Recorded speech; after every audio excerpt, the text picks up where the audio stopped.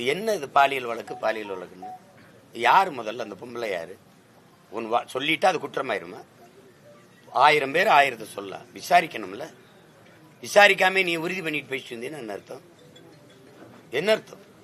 என்னமோ வயசுக்கு வந்தோன்னா குச்சில் இருந்த புள்ள தூக்கிட்டு போய் அப்படி சோளக்காட்டில் வச்சு குண்டு கட்டா கற்பழிச்சு விட்ட மாதிரி கதறிட்டு இருக்கு எல்லாரும். என்ன உங்க மனநிலை என்ன?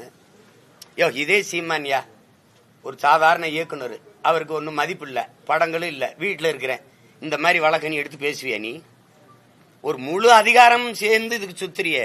ஏன்னா என்னை பார்த்து நீ நடுங்கிட்ட, என்னை சமாளிக்க முடியல, என்ன செய்யறது தெரியல, நான் எடுத்து வைக்கிற கருத்துக்கு அரசியலுக்கு என்னோட மோதி ஜெயிக்க முடியல. அப்பப்ப ஒரு பொம்பளை கொண்டாந்து முன்னாடி நிறுத்துற தானே. வேற என்ன காரணம் சொல்லு? என்ன இதுல நடக்குது சொல்லு? என்னமோ அப்படியே கல்லூரியில படிச்சிருக்க பிள்ளைய நான் விருப்பமே இல்லாம கடத்திட்டு போய் கற்பழிச்சு விட்ட மாதிரி. என்னங்கடா உங்க நாடகம்? என்ன விளையாட்டு பண்றீங்க நாட்டுல? இதெல்லாம் என்ன கேக்குறது? எதுக்கு பெரியாரை பத்தி பேசிட்டு இப்ப போய் எவ்வளவோ மக்கள் பிரச்சனை இருக்கு மகாராசா, எவ்வளவோ மக்கள் பிரச்சனை இருக்கு, அதெல்லாம் பேசல.